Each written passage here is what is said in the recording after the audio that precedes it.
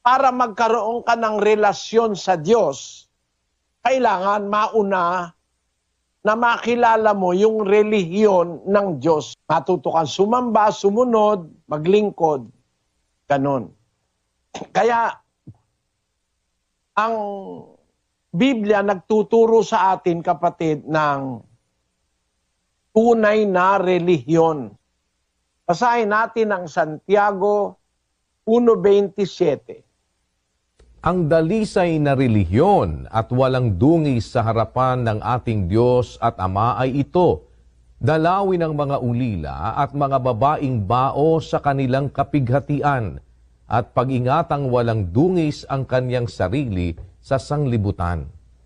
Mga apostol nagturo sa iglesia, nagturo sila ng dalisay na relihiyon. Si Santiago ay